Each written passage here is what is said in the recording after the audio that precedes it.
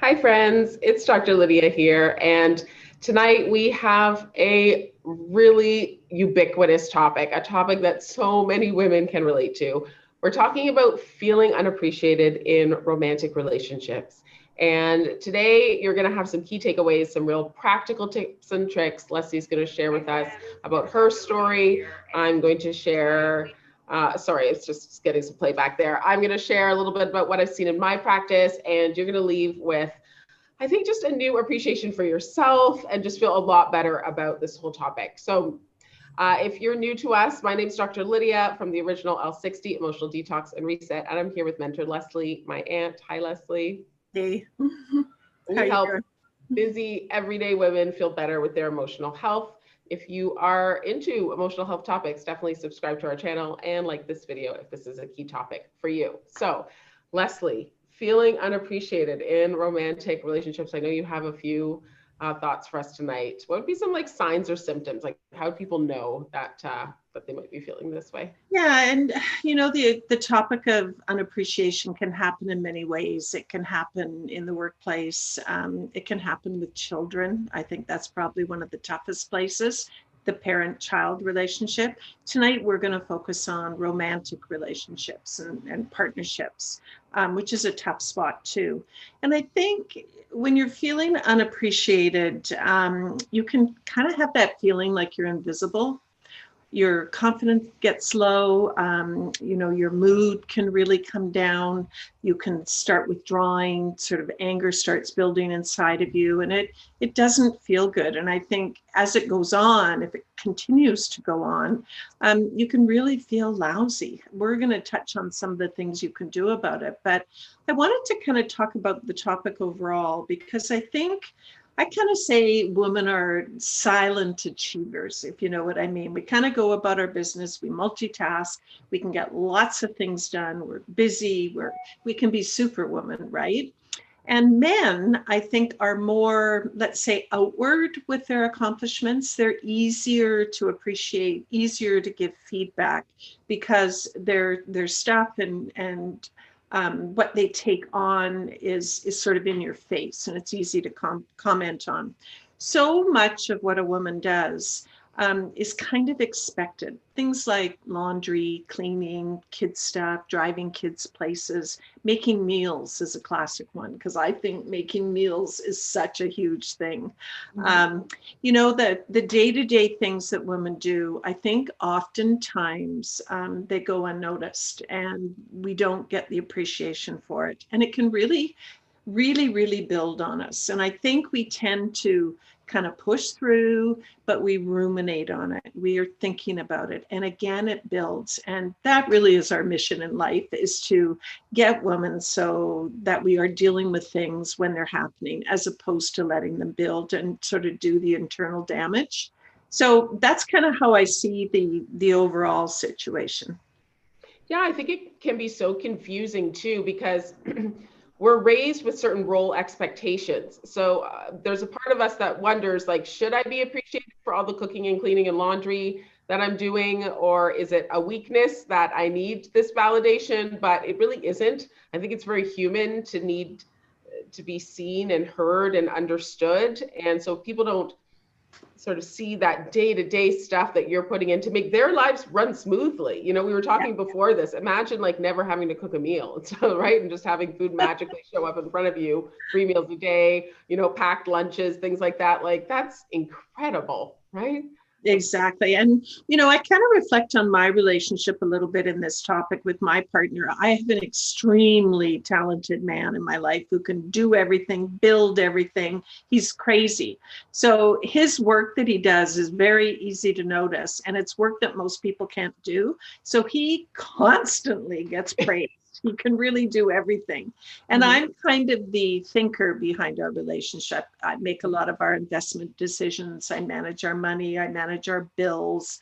I sort of do the quieter things behind the scenes. And I definitely have my times where I feel unappreciated because he gets so much, right? And I'm kind of Mhm. standing there like, what about me, right? So it Mhm. kind of depends on the partnership that you're in because we're all different, right? We all have different strengths and weaknesses. Yeah, and there are people who are in partnerships with people that are quite insecure and have trouble sort of letting us shine, and that can be really tricky too. I think we have to think about if we have advice for those women who are feeling like they're kind of being stifled by their partner or by their situation. And maybe it could be at work. Sometimes there's, spillover effects from other life situations where we don't feel like we can fully shine. Or maybe we learned it in childhood that it's not good to be boastful. You want to be just a really humble person. It's good to be a good listener and all of that stuff, and don't talk about your accomplishments. So sometimes we have to dive into childhood and think about the messages that we received. Yeah.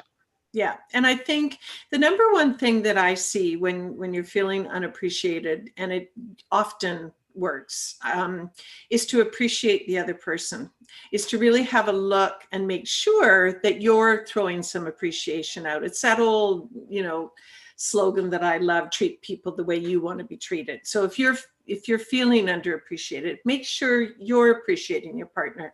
So that's the number one check.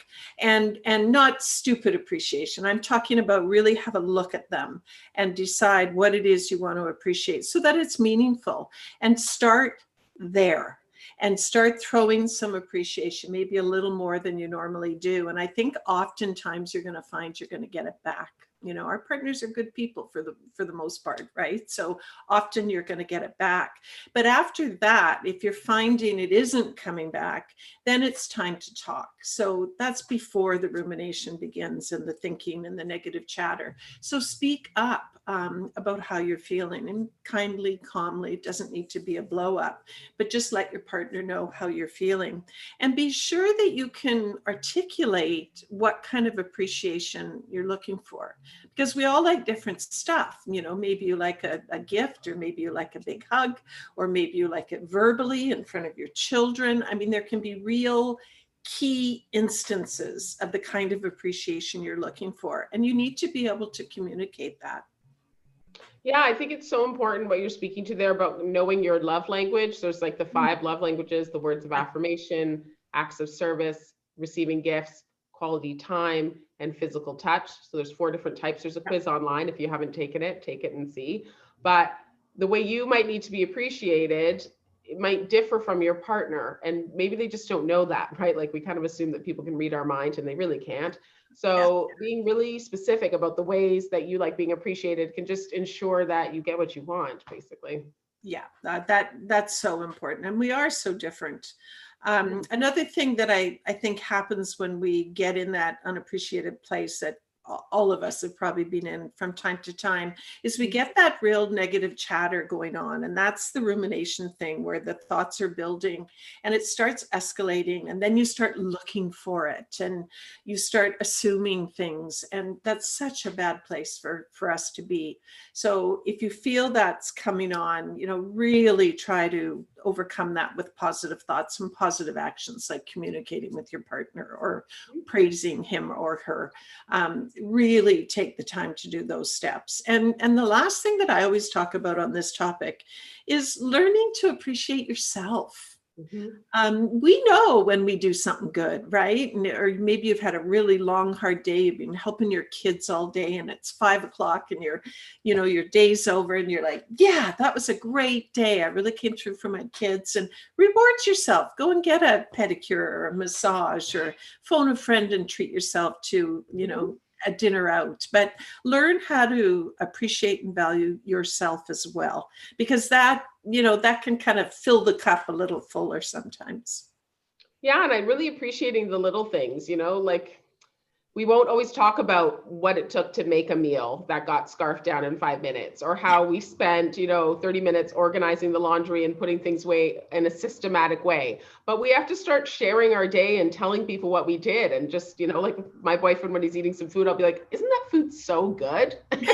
He'll have to say, yeah, like it's really good, like sometimes you just got to force it a little bit. And there's Yeah. nothing wrong with that. Yeah. They'll get in the habit eventually. They'll catch on. Yeah, we can start the appreciation process. And I actually do that around meals too sometimes. If I make a really killer, curry, or a really killer pesto pasta, or something that's just got a really beautiful flavor, I'll Yeah. bring it up.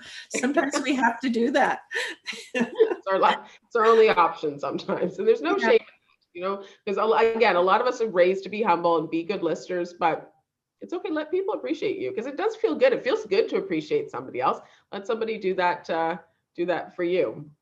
Yeah, Um, do you totally agree. find that okay? So when other people look at Stafford, that's your partner's name, but whenever people look at him and just see all of his accomplishments and everything, do you find that he is able to appreciate you just between you guys, even if like other people can't see you paying the bills or making the meals? Like, do you find that you guys have that communication, or sometimes he just Well, assumes? sometimes I have to remind him and Yeah, step forward. And he's very humble. I mean, he receives his appreciation in a really positive, good way. But sometimes I do have to kind of raise the flag if I'm feeling underappreciated. mhm. And it's hard living with someone that has all those skills that most people don't have. He gets a lot of appreciation, a lot of feedback. So, and good for him. I mean, I'm happy for him. I value that. But Yeah. sometimes I have to raise the flag and he'll always respond. And like I say, I always start with that first step, though, throwing appreciation his way. And I find it will usually come back. Treat others the way you want to be treated. It's pretty simple, right?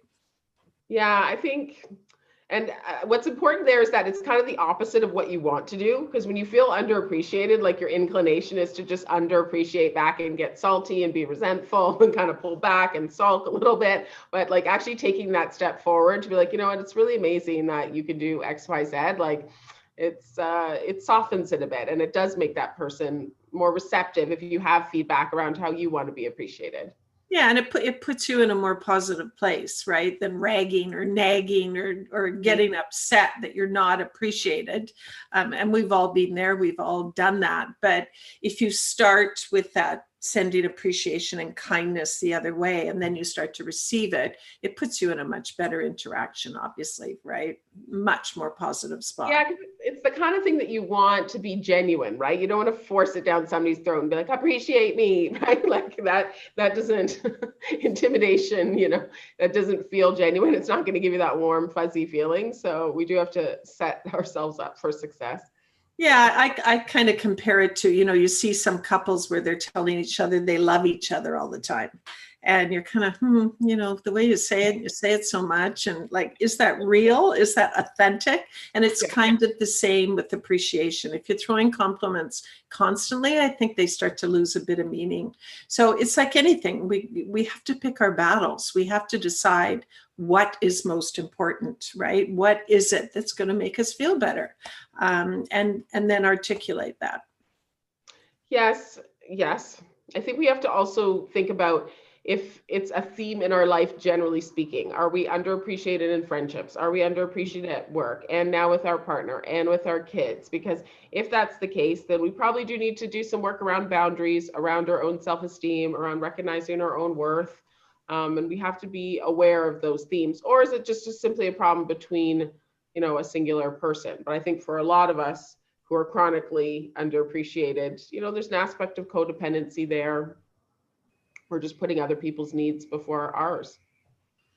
Totally agree. And I think that oftentimes when we are feeling seriously underappreciated, we're usually run ragged. So we're burned out at work, we're burned out at home, we're burned out parenting. You might be caring for aging parents. When you've got everything on your plate and you can only give a little bit to everything, you're burned out, you're ragged, you're in your head. I mean, we've all been there. Mhm. That's when you can feel underappreciated. You're just giving so much and you're not allowing yourself sort of self-care and love and time.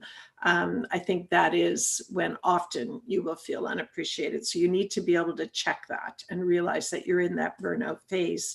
And it might not even be real, right? It's just that we're so ragged. Yeah, you just made me think about all the women that are also dealing with chronic health issues on top of that, whether it's insomnia or autoimmune conditions or chronic pain, or there's women that are dealing with just silent struggles, and on top of it they're trying to maintain, maybe they're a single mom, and like being a single mom is like such a hard job and largely thankless and unappreciated. You show up day in, day out, and if you're also not feeling well, like this is a real, like we're pleading the case for self-care and boundaries and just being really kind to yourself as well. Yeah. And, and it's such a reminder. And I think this year we've come through has been a really good reminder of that, to really watch out for people that are struggling. Because we can usually spot them if we open our eyes and we really listen to people and really watch for those people that are struggling, that need a little appreciation, because I think women are very, very good at pushing through and pretending to be okay and putting that mask on. I mean, it's the whole reason L60 exists, is to help women that are doing that. And so we need to watch for those women and be able to reach out and give them a little boost, a little lift, a little compliment, and a nice word. It's so easy to do if we just put it in the forefront of our brain. Yeah, it costs $0 to be kind, sort of thing. Yeah. Yeah. Yeah. And women can do that for each other in really beautiful ways, a little sprinkling of, maybe a woman at work that just has your back, or you see the same lady at the grocery store checkout all the time and she's just really efficient and good at her job. Like we can sprinkle a little bit of appreciation, and you're right, it probably will come back our way, or maybe not. We can also practice a little bit of non-attachment, like not having so much attachment to a particular outcome and needing a certain thing. And Yeah. sometimes when we lessen those ties, we can kind of relax into life as well. And it's so easy. I mean, I think I saw 3 instances in our community today where women they were done. They were unraveling and not feeling appreciated and really struggling. And just through the spirit of our community, I could just see them get boosted and lifted. It takes just a little bit of support and love and some kind words. And it's the same in a romantic relationship. I mean, if we talk about it, we can find that place in our romantic relationships, because ultimately we should be making each other feel good, right? Yeah, we need that. Like the Gottman Institute, those famous marriage psychologists, they're big into that 5-to-1 ratio. Like if you have 5 positive interactions to 1 negative interaction, that's kind of ideal for a marriage. When it starts getting 50-50 with positive, negative, you're basically heading for divorce town. So keeping up those positive interactions, and we can do that through appreciation, is just a great way to build your marriage a little bit every day. Yeah. Yeah. So yeah, I think in summary, I think send some appreciation the other way. Try that. If it doesn't work, communicate about what you're feeling, how you were feeling, and then really be able to articulate what it is you're looking for. And you have to think about that, the love languages. We have to be able to reflect on what is it that's going to make us feel better, and then doing your self-work, working on the negative chatter, and learning to appreciate and love yourself and do kind things for yourself. I've got quite a few friends that buy themselves flowers all the time.